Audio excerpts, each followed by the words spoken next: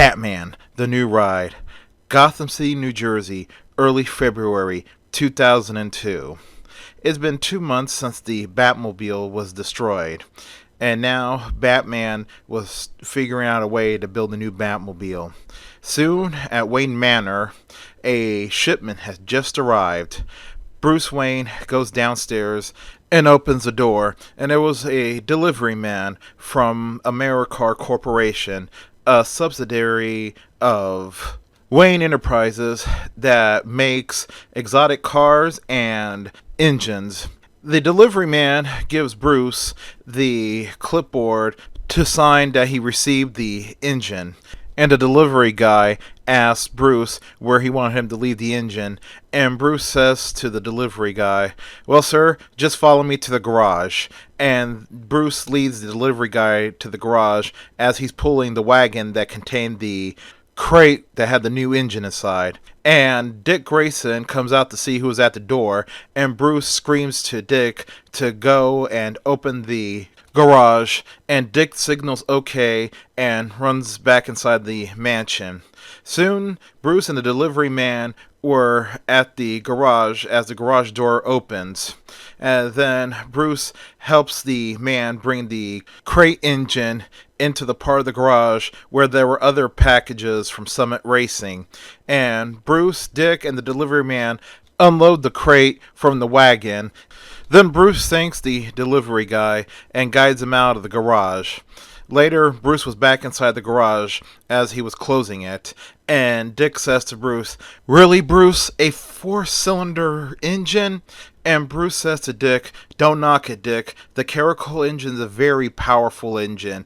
This alone comes stock with 325 horsepower. And once we modify it, it'll have the same amount of horsepower as the old Batmobile's engine."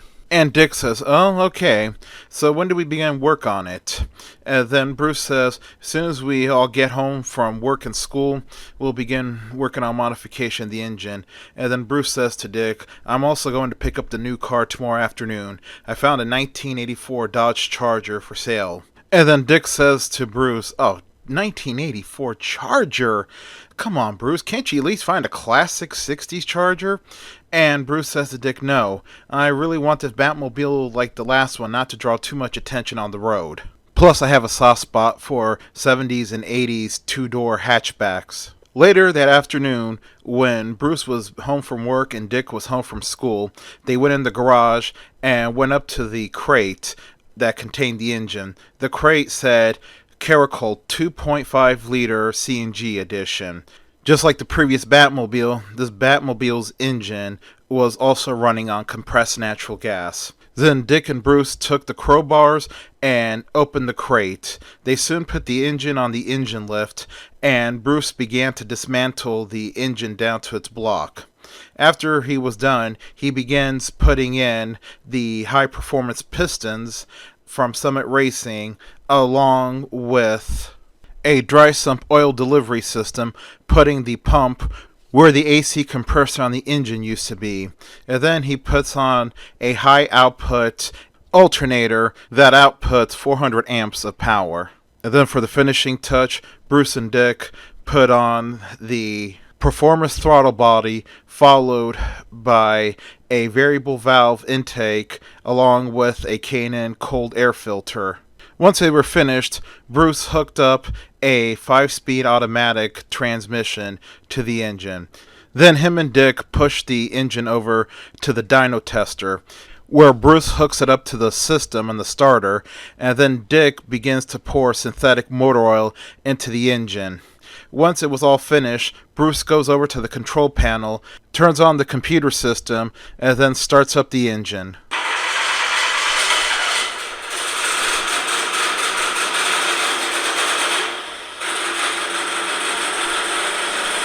Once the engine was on, then Bruce begins to rev the engine up to its maximum RPM.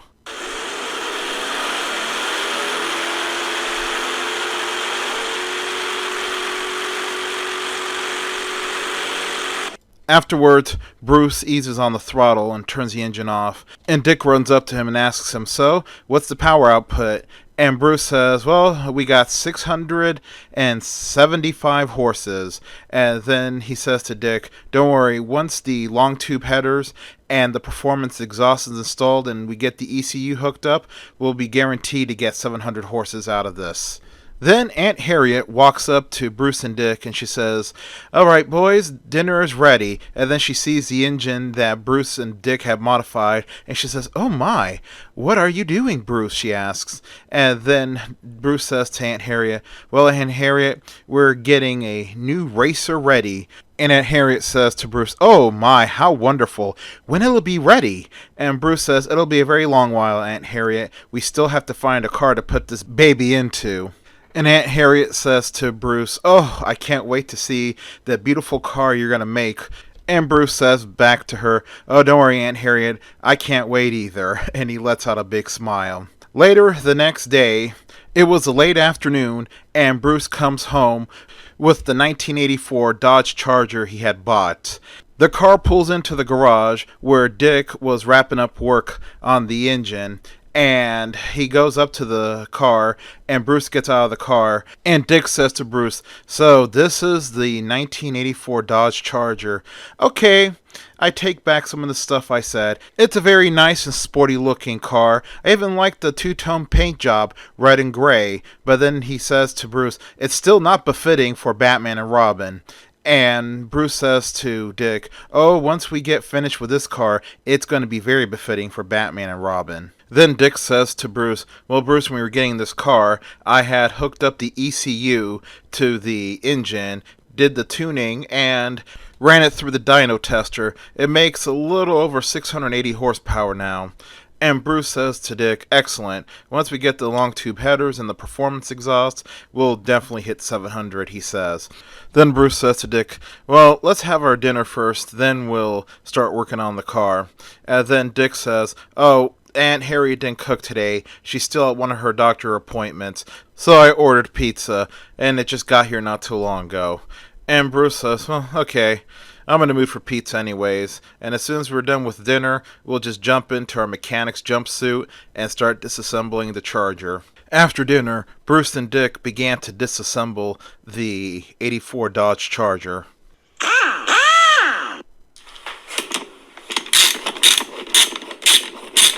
Once the Charger was dismantled, then Bruce says to Dick, okay, Dick, now we're going to take all these body panels, wrap them up in this plastic, and then we're going to put them in this giant crate, and I'm going to ship it out tomorrow morning to Kane Armor. And Dick says to Bruce, I never heard of Kane Armor. And Bruce says to Dick, well, Kane Armor is a division of Kane Chemicals, which in turn is a subsidiary of Wayne Enterprises. And he continues explaining to Dick, and they specialize in making armor panels for both civilian and military grade vehicles. Dick says, oh, neat. And then they proceed to wrap the body panels in plastic, put it in the giant crate, and Bruce takes a bunch of nails and hammers the crate shut. And Bruce says to Dick, well, tomorrow morning we'll just leave this outside, and they'll come and pick it up. And Dick asks Bruce, how long would it take to get the armor panels made? And Bruce says to Dick, well, 6 to 8 weeks. Hopefully less. The last time I ordered from them, it took about 3 weeks to get the panels back. The next day, at the GCPD building, Commissioner Gordon was sitting at his desk, drinking his coffee, reading the emails on his computer, when there was a sudden knock on his door. The commissioner says, come in. The door slowly opens up, revealing it was Harvey Bullock, and Harvey Bullock comes into the commissioner's office and he says, hey, Commish, here's the final coroner's report on the bodies of the warehouse fire. And he puts it on the commissioner's desk, and Commissioner Gordon pulls it towards him, opens up the folder, and does a quick read, and he says, damn! And Harvey Bullock says, yep, Commissioner, those bodies were so badly burned up that there's no way to make any positive ID on anybody. So if Batman and Robin are among the dead there, we will never know who they were. And then the commissioner asks Harvey Bullock, and what about Agent Hedges? And then Bullock says to the commissioner, well, Agent Hedges has left Gotham to follow a lead on the remaining members of that terrorist cell. He believes, since the two leaders are dead now, that the members of that cell have fled Gotham City. And the commissioner says, well, that's good. And Harvey Bullock says, well, I have my doubts, sir.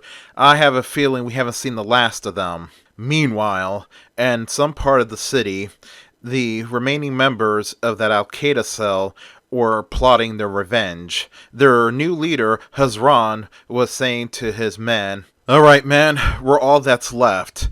And this will have to be our new hideout until we succeed in our final mission, he says. Then the new leader points to a dry erase board that had a huge picture of Commissioner Gordon, and he says to his men, now, men, this is our final target, the Commissioner, who was responsible for the death of our leader. And in 2 weeks, he's going to be honored for killing our leaders and many of our brothers. And Hazran pointed to another part of the dry erase board that had a map to the ventilation system of the ballroom of the hotel where the awards banquet was going to be held.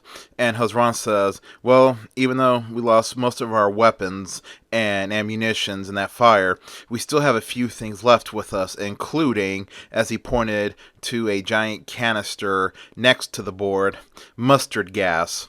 Once we get the gas into the ventilation system, not only will we kill the commissioner, but many of the local city leaders in there, including the mayor and the city council. And as Hazran was going over the plans, there was one member of the cell that looked like he was uneasy with the whole thing. Meanwhile, back at the garage at Wayne Manor, Bruce Wayne and Dick had got done welding the steel onto the bumper so that the Batmobile could have, like the previous Batmobile, reinforced bumpers front and back for ramming. After they were done, then Bruce Wayne begins to wire up the new Batmobile with a 48-volt electrical system. After he's finished with that, he takes Dick over to a table where there was a laser on top of the table that was connected to a tritium power source and a laptop, and Bruce says to Dick, well, Dick, this is a new Batmobile laser. Unlike the old Batmobile's laser, this one has a moving head, so I could hit any part of the enemy vehicle, he says. And he goes on to explain to Dick, also, it has 3 modes of operation. Pulse level 1, which is the equivalent of gunfire hitting the car. Pulse level number 2, which is the equivalent of heavy artillery hitting a car, and solid, which is a straight beam at max power that could do some serious damage. And then Bruce starts hitting some keys on the laptop, and he begins testing the first 2 modes of the laser on some soda cans that were on top of an empty crate.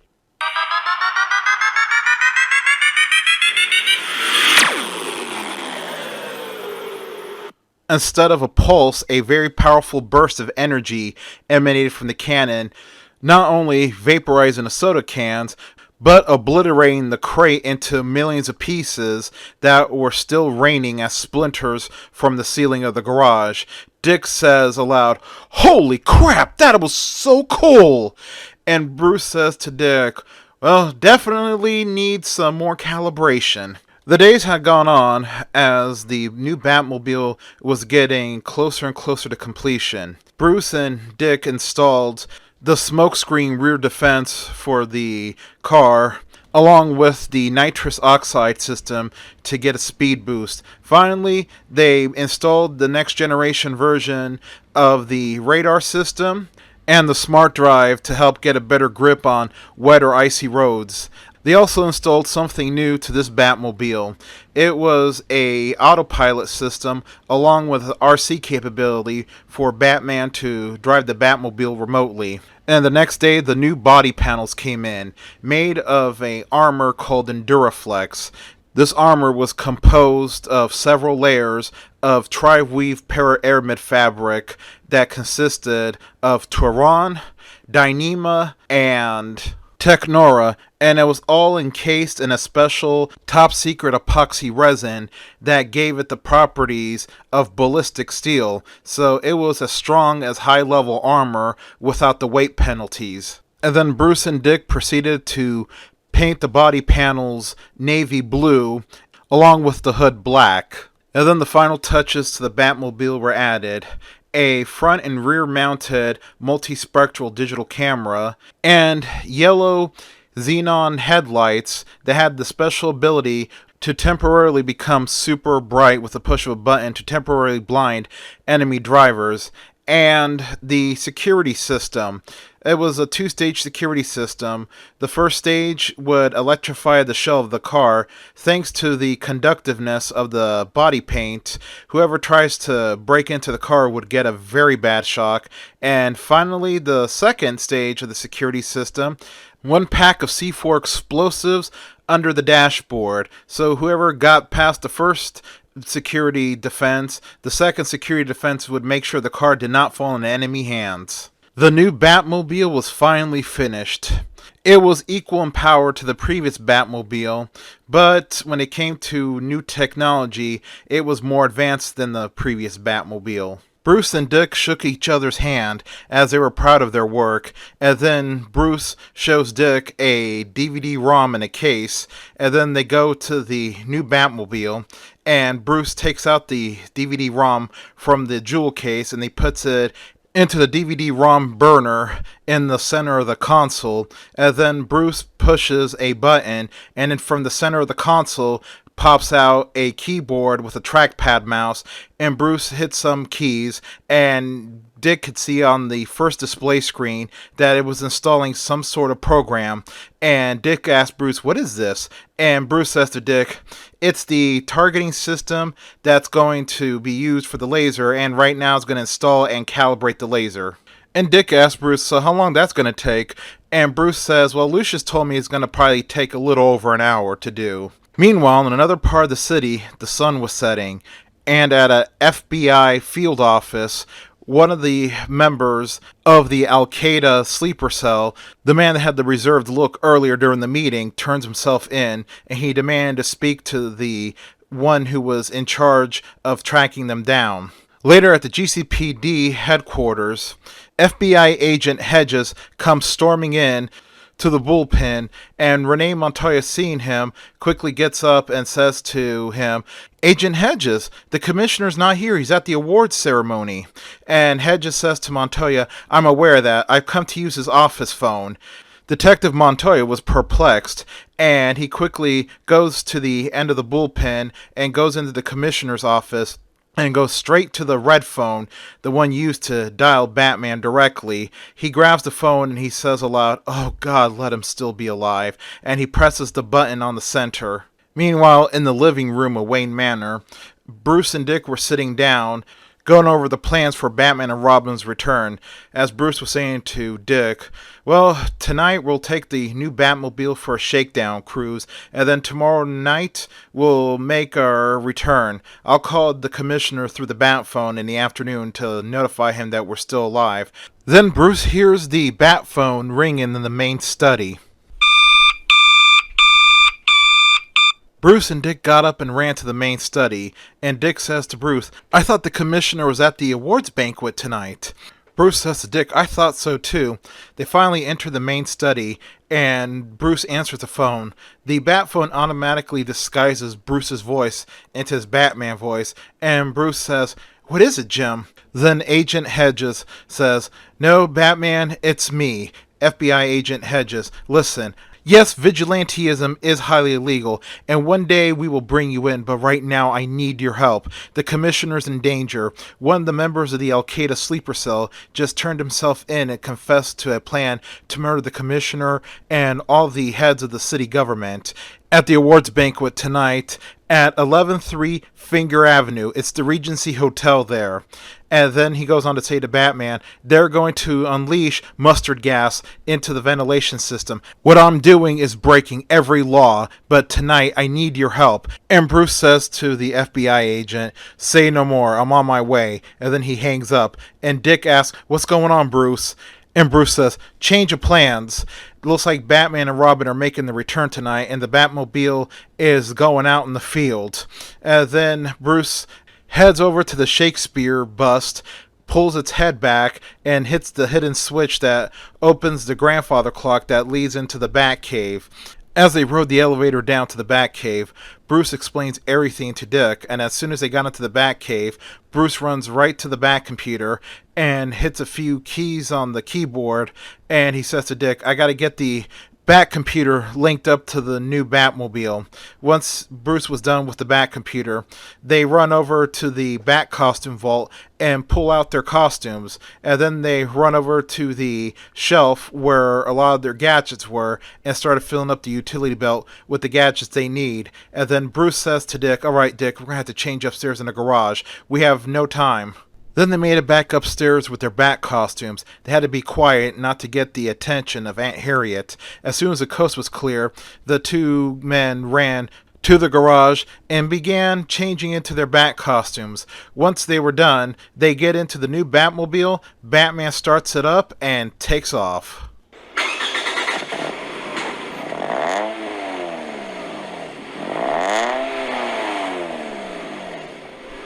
Later at the ballroom at the Regency, the commissioner was walking up to the stage to receive his award that was being given to him by the mayor.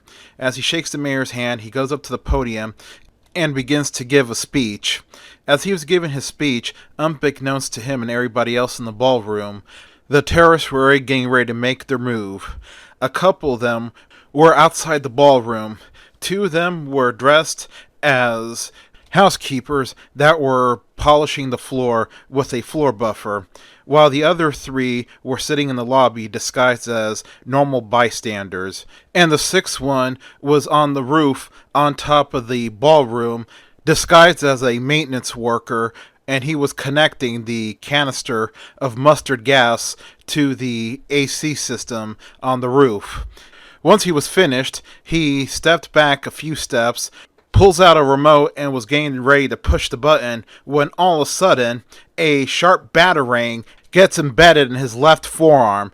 The man lets out a scream and drops the remote. He quickly goes for his pistol and he starts saying something aloud in Arabic.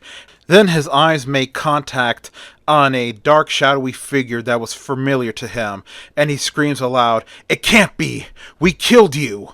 And he shoots 2 times at Batman, but Batman quickly left behind one of the AC units. The man quickly runs up behind the unit and sees that Batman was gone, and then he starts scanning the area, and he says aloud, "You truly are a demon."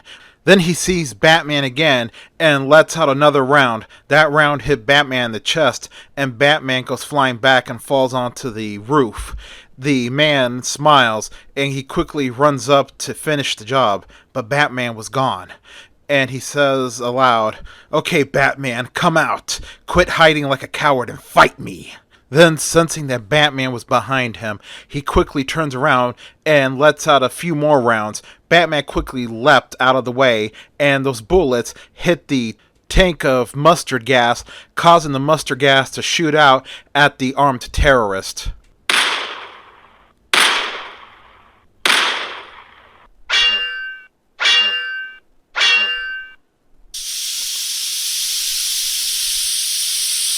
The man let out a blood-curdling scream as the mustard gas was eating away at all his soft tissue. He quickly runs towards the edge of the roof and leaps off to his death. As he falls to the lower level of the hotel, the area of the lobby, and goes right through the skylight. As his body crashes through the skylight that was near the entrance to the ballroom where his friends were waiting at, they saw in horror as their friend's body hits the ground with a large splat. They were not alone. A lot of people were screaming, coming close to see what fell through the skylight. Then, suddenly, the terrorists hear someone scream, "Freeze! You're all under arrest!" They look towards the direction of the scream. It was none other than FBI agent Hedges, with a couple members of his team, and several policemen. Suddenly, their leader, Hazran, quickly grabbed a nearby spectating woman and pulls out his pistol and puts it to her head, while the other terrorist members also pulled out their guns, and Hazran shouts at Hedges, "Okay, you're going to let us go. We're going to go out the back door, and if I see any of you follow us, this woman is dead." Then Hedges gives the command for all the FBI and police to lower their guns as the terrorists quickly slip away out the back. Soon as they got out to the back alley where their step-down van was, Hezron lets the woman go, and he gets in the back of the van with everybody else while his number 2 guy gets into the driver's side and starts the van and takes off. As the van was speeding down the street, the driver saw out the mirror that a car was coming up fast on them. It was none other than the new Batmobile, and it was coming up very fast.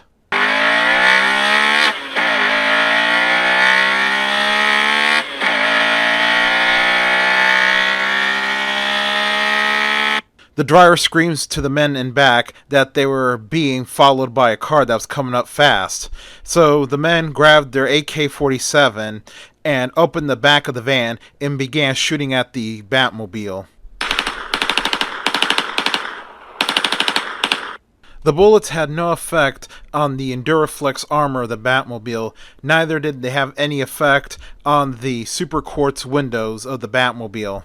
Batman activates the nitrous oxide and jerks the steering wheel to the left and then activates it.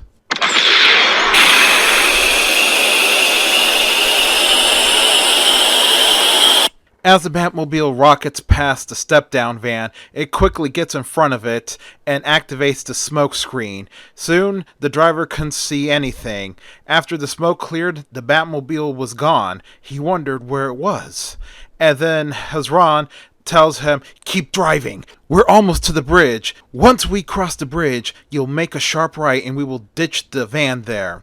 The driver acknowledges and keeps on driving. As soon as they cross onto the bridge, suddenly the driver sees the Batmobile coming towards him at high speed.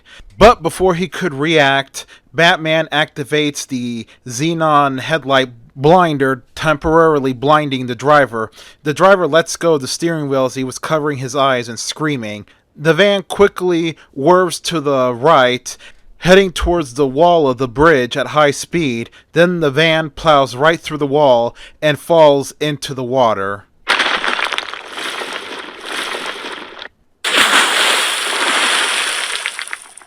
Batman slams the brake on the Batmobile, and then he turns the Batmobile around and speeds off into the night. One person did survive the crash. It was the driver. With spots still in his eyes, he manages to swim back ashore and runs away. Later, the police were there with a diving team searching the van, and one of the divers surfaces and tells the police on the boat saying that there were 4 bodies in the back of the van. Then the policeman radios what the diver found, and above on the bridge, the commissioner was there with detectives Harvey Bullock and Renee Montoya. He was still wearing his tuxedo and a nice silk scarf, and next to him was FBI agent Hedges. And Hedges says to the commissioner, "Well, congratulations, Commissioner Gordon. You really deserve that award." And then he says to the commissioner, "You can give my thanks to the Batman." And Commissioner Gordon says to Hedges, "Batman? He's just an urban legend. He doesn't exist."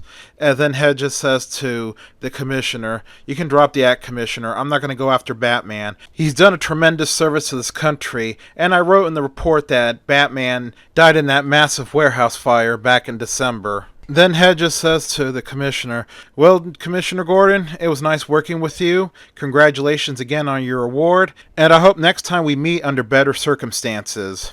And the commissioner says to Hedges, "Likewise," and the 2 men shake hands and part ways. The commissioner begins to make his way slowly back to his car as he pulls out a pack of cigarettes and takes out one and lights it up. He finally makes it to his car. He opens the door and then he scans the sky, looking at any of the building tops to see if he sees the Batman. And sure enough, on one of the smaller buildings, the commissioner sees the dark figures of Batman and Robin on top looking down at him with their capes flapping in the cold wind. The commissioner then flicks his cigarette, lets out a big puff of smoke and smiles, gets in his car and drives off. Like and subscribe. The end.